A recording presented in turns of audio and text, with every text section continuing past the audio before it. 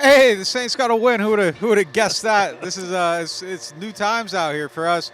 I haven't had a game to talk about in a positive manner in several months. Like, this is a big deal for us. I'm really excited to not be mired in just a big ball of shit for a change. So this is fantastic. 20-17 win the Saints. It's not all bad here.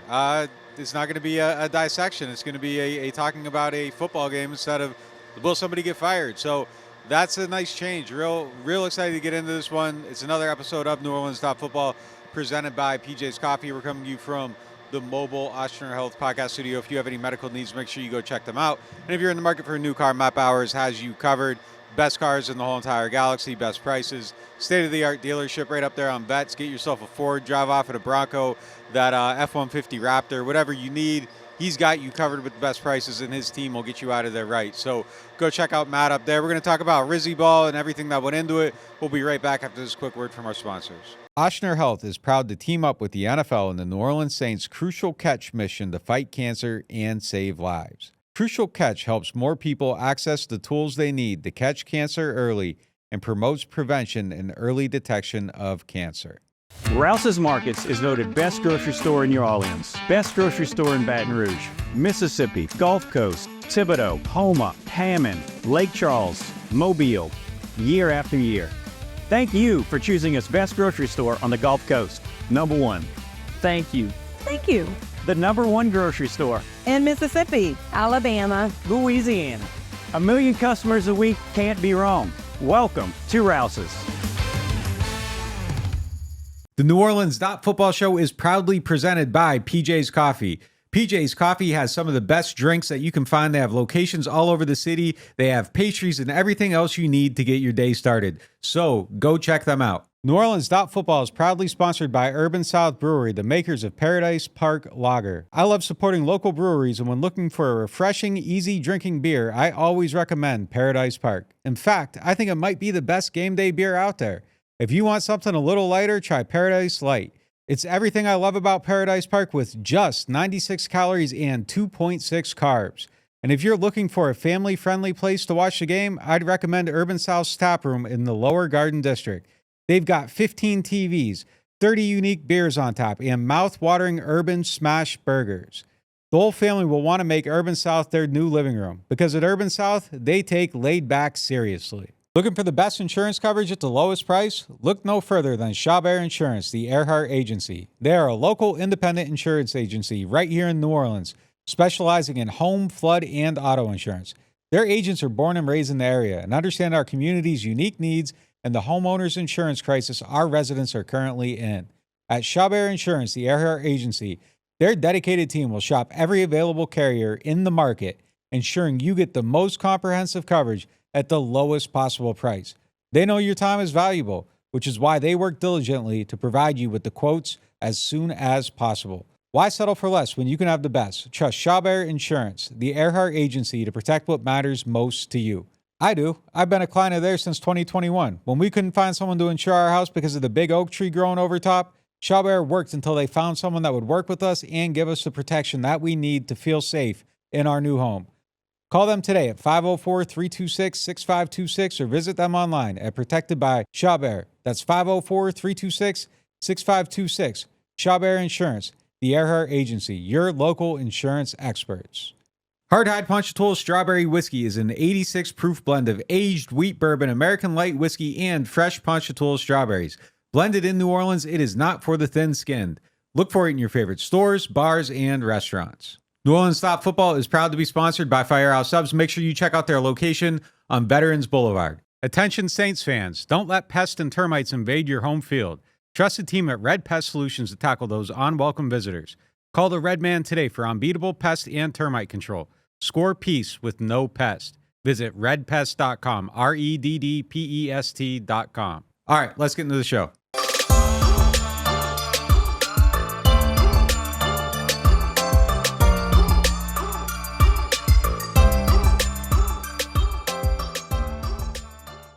Welcome back to the mobile Oshner Health podcast studio. I'm Nick Underhill. He's Mike Triplett. That's Brandon Thomas. Saints won again. How does this work? I don't remember what we do. What do we do? It's so weird. Yeah, no, it's really weird because Normally we start these things out with like, are they going to fire DA? But there's no done. DA and there's no loss. So this is I don't know. It's weird. It's kind of a weird time. It is a weird time, but let's get into the first segment presented by Shawbear Insurance, the Earhart Agency. Welcome to Rizzi Ball. It's a new era. Rizzi got the team re-energized. They came out here. It was looking like some of the same stuff at some points, but they were able to finish it out. What did you guys take from this game? I just wrote a whole story about, the belief, the buy-in. 3 or 4 weeks ago, we wouldn't have blown this lead.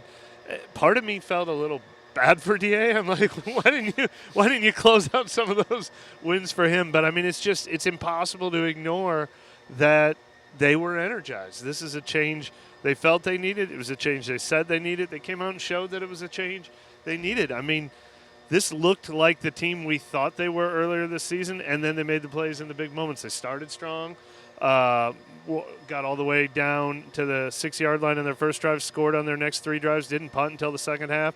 Then, adversity hit, and they came up with their 2 biggest defensive drives of the game at the end of the game. And they just played their best football since week 2.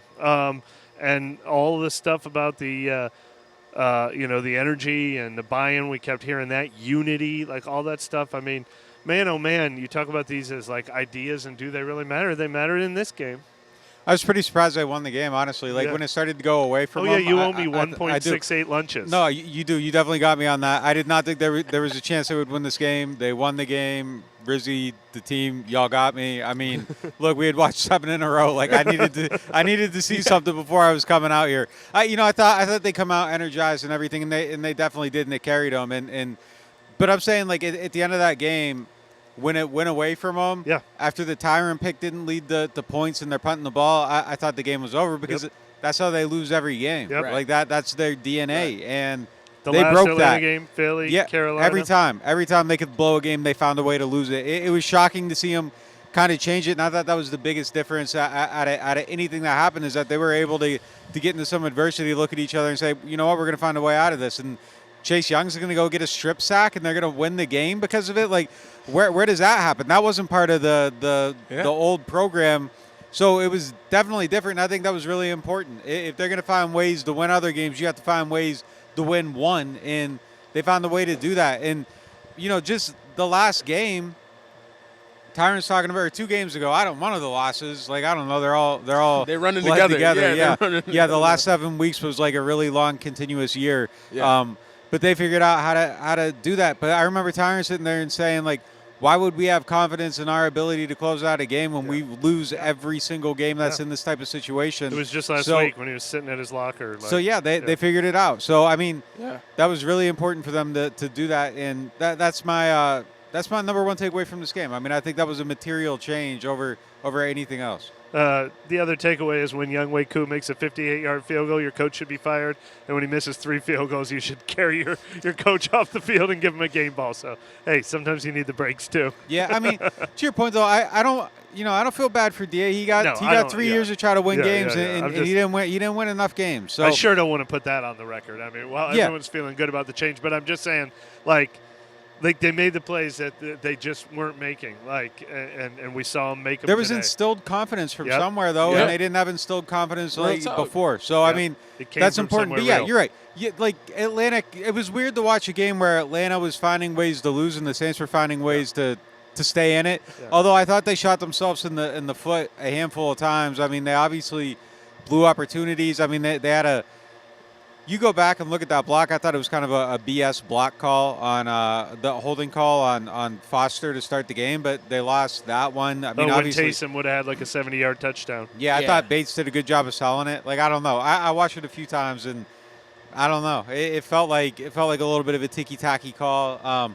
Obviously Alvin has a chance to close the game out and didn't at the end. Yeah. Like, there were a couple things that there were some holding penalties. Like, there were things the Saints tried the Saints this a few times, but Atlanta just did it harder, and they blew Atlanta the game. out-Saints the Saints. Yeah, they found a way to lose this game, and it was just weird to watch a game where where the Saints were getting some breaks and Atlanta wasn't. Like, it was just really weird to see a game like that. Yeah, it was like 3 penalties on a drive where they ended up kicking a field goal, and it looked like they were primed to score.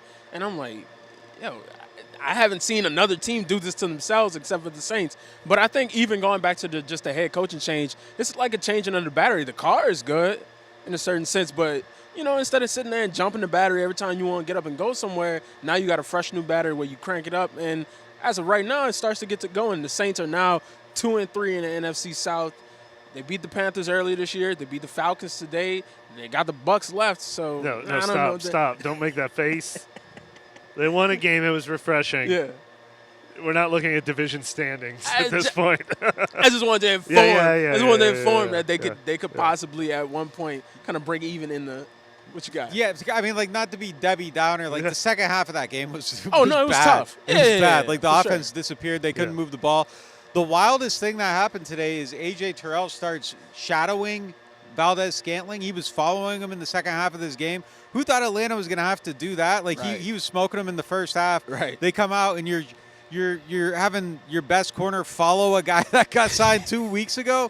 Like, how is that happening? That was crazy. Once they took him away, it cut the head off the offense. They kind of took away the run, and like it was over. That second half offensive performance was brutal. Like, wait, I know why Terrell started following him, because MVS had more receiving yards in the second quarter than any other Saints receiver on this team had all season. But I mean, like, when does that happen? Like, when are you shadowing Marquez Valdez-Scantling? Like, that is nuts. Like, I did not expect to see that. I mean, and that had to be like disheartening for Atlanta that they had to do that. Yeah. That isn't something that the league's kind of even like moving away from that altogether, and like he's getting handcuff duty. Like that was wild to me.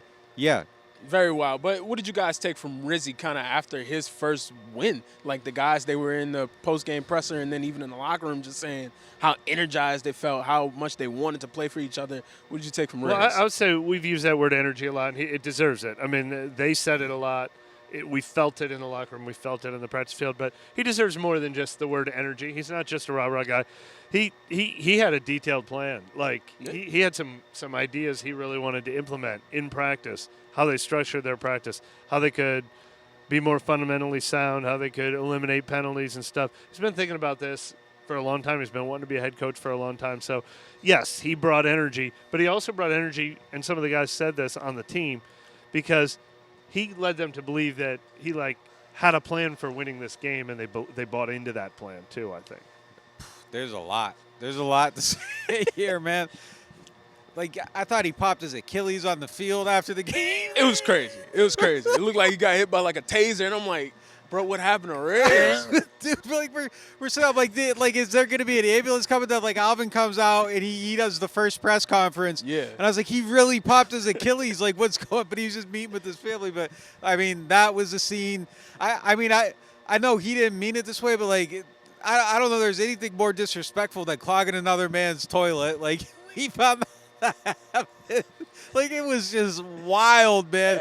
But, like, I love it. Like, I love the whole thing. The leadership, all that stuff. Like, it really shows through. I think this team needs some healing, and I think he's the right personality to do it. Like, I think those jokes just kind of make him, like, more endearing and, like, lovable, and it kind of just makes it feel better. Like, he's bringing in energy that's needed. I think it's calculated on some sense, but like he definitely almost popped his Achilles, and that was not on purpose. Like, no. That was well, did you hear his explanation? No. He said he has a history of stingers back from his playing days between two discs in his back. And he said Peyton Turner came up to him and hit him so hard on the back that his whole left side went down. Okay, all right. Well, that isn't funny. And so That's not funny. It was a physical ailment. Like, he collapsed into, like, Peyton Turner's arms. Like, that's not funny, needed to be held up. Oh, man, that's not funny. I didn't know that. I didn't know he had a stinger. Okay. Oh, well, all right. No, but you recognized that he was physically unable to perform. Like, he was on the PUP list on the way off the field. I love it, though, man. Just the way he's going with his guys, like the faces on the sidelines. He's just – it's a complete 180, and it's natural, though. That's really who he is. Like, we've known who this man is, but, like, it's just kind of I remember, like, last year he was doing, like, all the, like, the stuff with the kickers. Like the T-shirt that he wore against Tommy DeVito. And, this is him. Like, this is just who he is. But, like, now it's, like, it's center stage, man. And, like, it's a lot. It's a lot. I love it, though, man. I love it. Yeah. The national media, they're going to run away with it tomorrow. Like, I know in their opening blocks, they're just going to run away with it. Oh, he's awesome, man. It's Riz. Like, that's just who he is. Like Colin Saunders, he said the only thing that changed is the job title, and that's true because that's just who this guy was. This guy was enthusiastic about giving the reports every week about the kickoff rule. Like, this dude is passionate about his job, but he's not scared to get on people, and that's something that even led to the incident. Not incident, it led to the with Peyton Turner. He was like, Peyton Turner started celebrating. I had to tell him to stop, and then after the game, it just was a lot. But that's just who he is. Oh man, that's just who he is. Let's move on to our next segment presented by Urban South. Now, look, I talked about maybe the implications of the division, whatever. But the real thing is you want to set yourself up in the future. In the draft stock, if they keep on winning these games, it might kind of turn into jeopardy. So let's take a look right now. As currently 7 o'clock, I know the Dolphins, I think they play tonight or tomorrow night. But Jacksonville currently has the first pick. New York, then Tennessee, because they lost today. Cleveland, they were off. They're coming here next week, so let's see what that is. It's no longer the Jameis revenge game. Like, the only person he had revenge to get against was DA, and now DA is gone. Everybody else loves him. He loves everybody else. The whole narrative's gone. Like, I was looking forward to it. I was looking forward to it. I wanted the DA Jameis showdown. Well, maybe Rizzi didn't believe in him either. You never know. No, I'm sure Rizzi loved that. I think Rizzi. But, I mean, Jameis got his get back. He got his get back right over there at the end of last year against Falcons. So it wasn't revenge for that today either. Yeah, I guess Jameis could have organizational get back. Yeah. They didn't want to keep me. Okay, all right. But it was better when it was like that was like a real showdown comment. Oh yeah, for real. Yeah. That had weight to it. That had real weight to it. Vegas, Miami, the Patriots, they won today surprisingly against Chicago. The Saints won today. The Jets got smoked today, and the Panthers 2 in a row. This is unbelievable. Panthers 10 on that list is the most surprising thing I've ever seen. I watched them beat the Saints last week, and I still think they're the worst team in the league.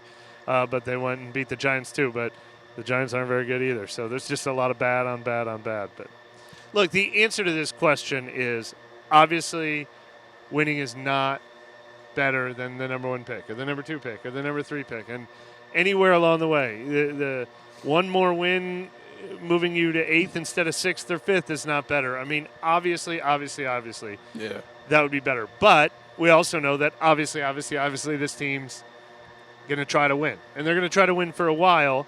Their inactives today were Spencer Rattler, Christian Boyd, and Jalen Ford, 3 guys who are rookies from this year's draft class. Yeah. They're as far away from thinking about 2025 as a team could be right now. And that's all negative. But there is, if you can call it a fallback option, well, what if they end up with the 8th pick in the draft because they win half their games? There is at least some benefit to just plain feeling good again. Yeah. If they went into last season and the locker room felt like it felt last week at Carolina, all hope would be lost next season. If they go into next season and they feel like they feel today, you're going to feel better about them. And that stuff does carried over into this season. But, yeah, I mean, you want the higher pick. If you can find some way to thread the needle, have your cake and eat it too, that would be the best case scenario. And, yeah, I mean, intellectually, I want to see them at the top of this list. Intellectually, I think there's probably more. If you're getting a top 3 pick or whatever, that's franchise changing. I mean, that's something that you want to see. I'll just say right now, I'm about to be fake as hell because I know in a month, maybe 2 weeks, definitely before the draft, there's going to be dozens of times where I'm going to be like, damn, too bad they didn't lose more games and have a higher pick. Yeah. And look, they still might lose a bunch of them. But damn it, if I don't see it right now and I don't want to see like what Rizzi chases down and see what it does. I'm bought into this story right now. Yeah. It's interesting. I want to see if, I don't know, is he a coach? I want to find that out. I'm bought into that storyline. At the same time, if they're picking Sheldon Rankins' range again, it's going to be like, wow, shit. Too bad they didn't have a higher pick. There was an opportunity there. So I think there's both things here, and I think it's okay to feel both, to be like, damn, I want them to get the top pick, but damn, this is fun. I want to see where it goes. So, I don't know how far it goes. They won a game. They won a game that I don't know that they win again if you play it over 100 times. I don't know how many times they find a way to win this game, but they did today, and they got a chance to win next week. So I don't know. I want to see where it goes. But, yeah, I mean, obviously, I think the best thing for this team would be to have the number 1, the number 2, the number 3, Yeah, of course. however higher you are on that list, I think is better for them. The good thing is that like a lot of the bad teams found ways to win today. I don't think it's like massive damage or anything like that to the draft stock.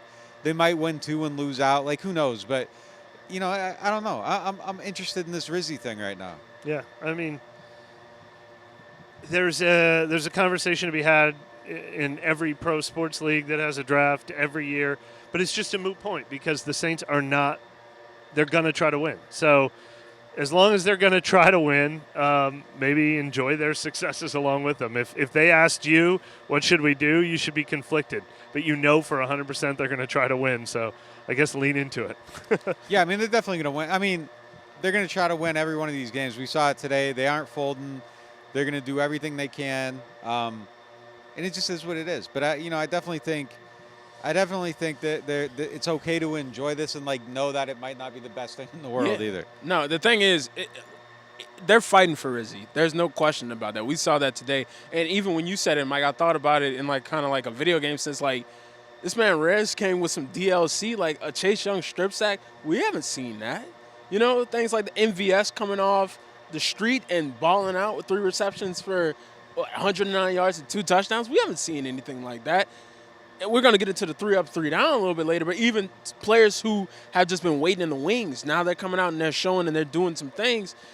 It's encouraging kind of in a certain sense to see, oh, man, if this team really rallies together, they can get things done. But, man, you don't want to see the Saints lose out on just generational talent that could be coming up in the draft next year. And then even going to the games yesterday, Colorado had a big win against Texas Tech.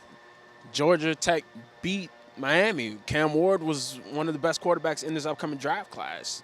I mean, he still had a good performance, but that has an effect. So, I mean, you never know kind of how all of these things are going to shake out, but you don't want to see them take themselves, like you said, to start off the segment, take themselves out of the position to have a prosperous future.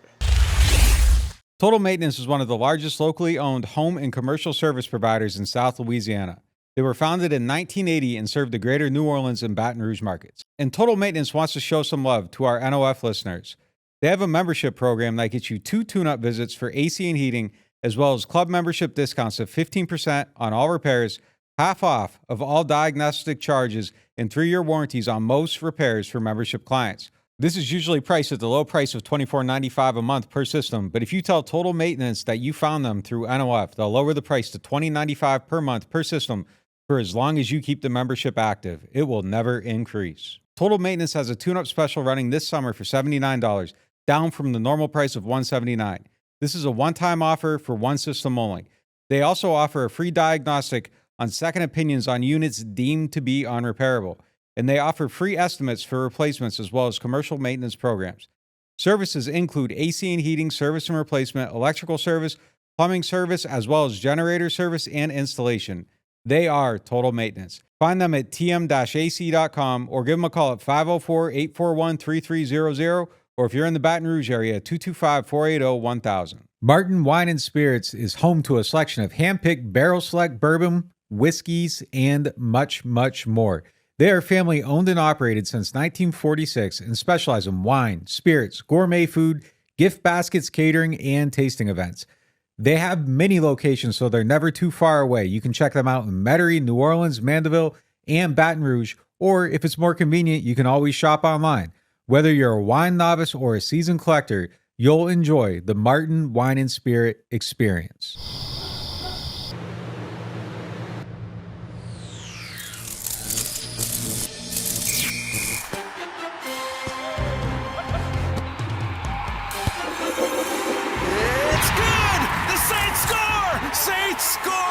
Score big with Saints Score. Win up to $100,000. Enter the second chance drawings for cool Saints prize packages. Play Saints Score scratch-offs from the lottery.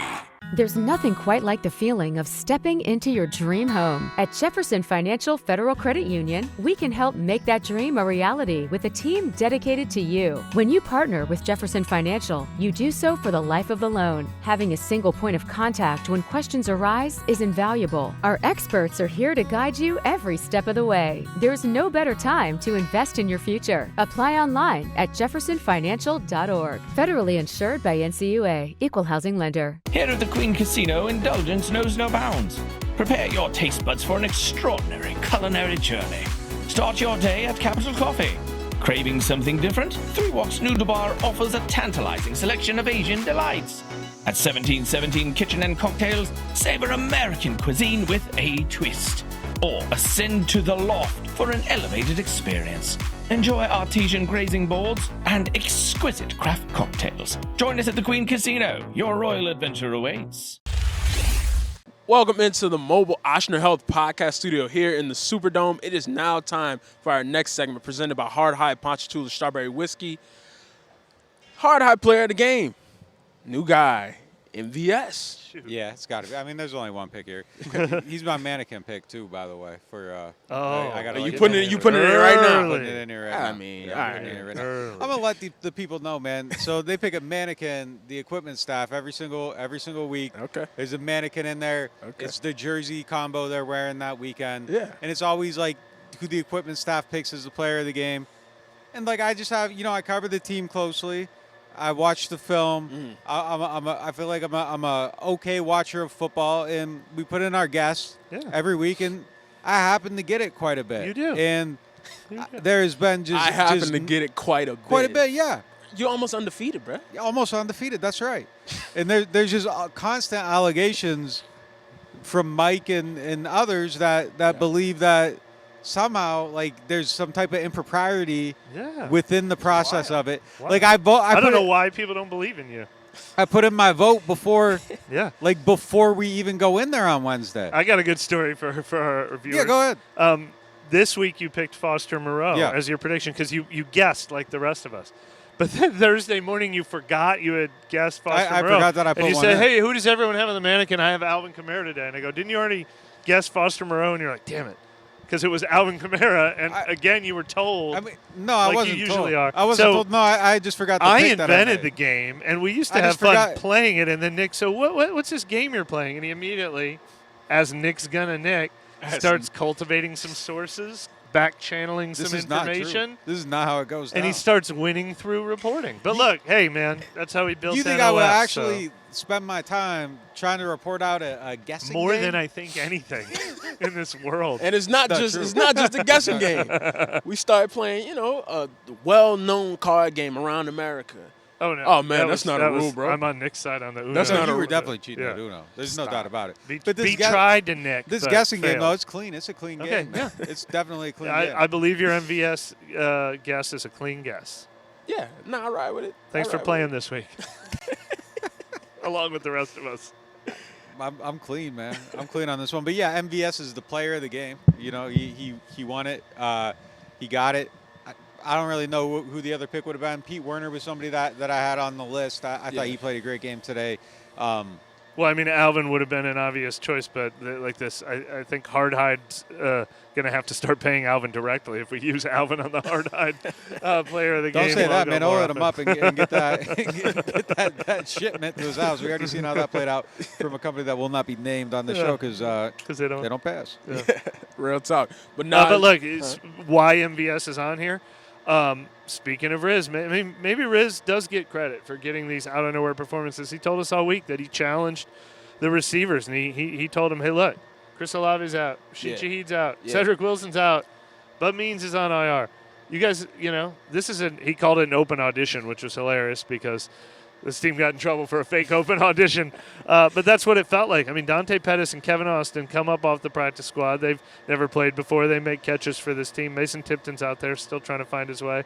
And Valdez Scantling, who had a total of 3 catches all year, 1 with the Saints, 2 with the Bills, comes in and he gets a 40-yard touchdown, 60-yard catch, 67-yard catch, I think, and then the 2-yard touchdown.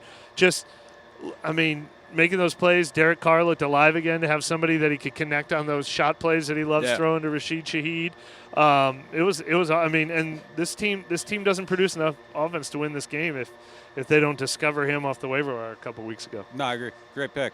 Great pickup for the Saints and them finding him off the street. I will validate for you, unlike Mike validating my my Zach Wood pick a couple weeks ago. That one really hurt me. That one really hurt me, and I nailed it. I got that one right. But Saints, that was a good pickup. Now it's time for us to pick up and then put down some people with our 3 Up, 3 Down presented by Rouse's, the official supermarket of the New Orleans Saints. Who you got first for y'all? Okay, I'm gonna take one. I'm not gonna say the guy I just said, but obviously I got Pete Werner on there. I think he was a good. I thought he had a great game today. I'm going to go another receiver first, though. I thought Kevin Austin Jr. made 2 really good catches. And I was hating on the receiving core before the game, and they made a handful of plays today. Dante Pettis had a catch. But Kevin Austin Jr. made 2 tough catches that stood out to me. So I got to give it up to him. I just said Alvin. He deserves it, even though he made the worst play of the game. Can you imagine what would have happened in this building? I mean, he was probably trying to decide which. We can see this on the video. We're sitting over here by those ground level suites. He was probably trying to decide which one he was going to jump in while they took the 10-point lead on his 56-yard touchdown catch with a minute to go. I think it would have been the loudest we've heard this place in years. But he did everything else. He had another 109 yards, making guys miss, being named a captain yesterday.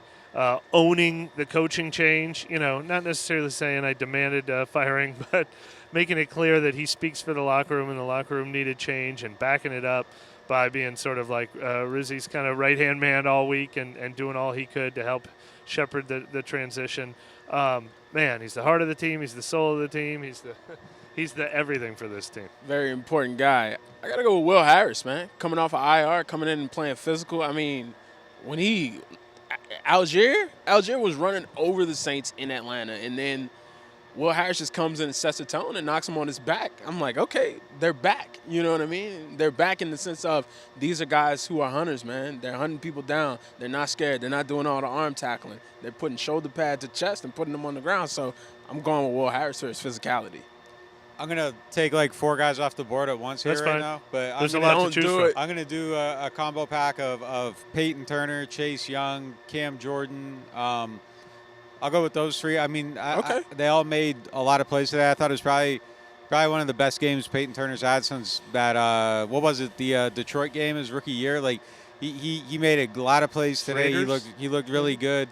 Cam Jordan played 40 snaps today.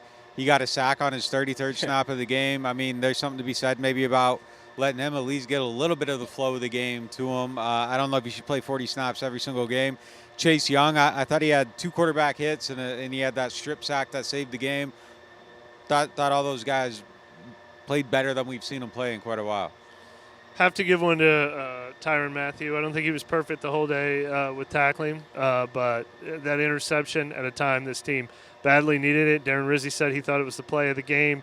It was the second to last series before Chase Young made that strip sack fumble, but the Falcons were down by 3 at that time and had marched across midfield and were entering scoring territory when Mathieu made that interception. It was only their second interception in the last 4 games, I think. Yeah. It was a play they had to have, and he made it. So obviously you got to be in the up. You make a play like that. You got another one? I do have one more, but I'll finish with it. You sure? I'm about to say because he just hit 2 just now, so you could just hit. All right. Well, I'm not saying Derek Carr was one of the top 3 players in this game, but I think he just had one of his worst games as a Saint last week, and rust was maybe an excuse for it. Maybe it wasn't. So I thought it was important for him to bounce back from that and instill a little more confidence, hitting those deep balls like on point. He's only 16 of 25, but beautiful throw to Kamara. He would have had 325 yards and 3 touchdowns if Kamara catches that pass. Like, I thought Derek Carr got back to the level he was playing at before the injury today, and I thought he needed to. Yeah, that's a great point. He wasn't on my list, but the points you made are great. Last 2, Blake Groupie for the sake of Young Wei Koo, experienced kicker. Pretty much automatic. We saw him in Atlanta when he made that game-winning field goal. that kind of, in a certain sense, can seep in of, well, he's missing. I got to make sure I don't miss. And, he didn't try to push it or anything like that. He just did his job and got him through. He used the Saints' points early on before the MVS touchdown. I think he's 18 of 19 on field goals now for the season, very quietly, because he's missed a couple extra points. But Yeah. Nick pointed that out to me last week. He's only missed one field goal all year. He's doing really well. And then my second one is Ridgeway, another guy who hasn't got much good call. PT. Good call. Came in, made a big impact play. I mean, you can't argue when players are coming in off the bench and off the side and in special teams and making critical plays in the game. Now it's time for our 3 down. I only got one because I just don't want to be super negative. Like, we've been so negative for 2 months, but I only got one guy on this list, and all the you got Valdez-Scantling making catches. You got Kevin Austin Jr. making catches. Yeah. You have Dante Pettis getting a catch.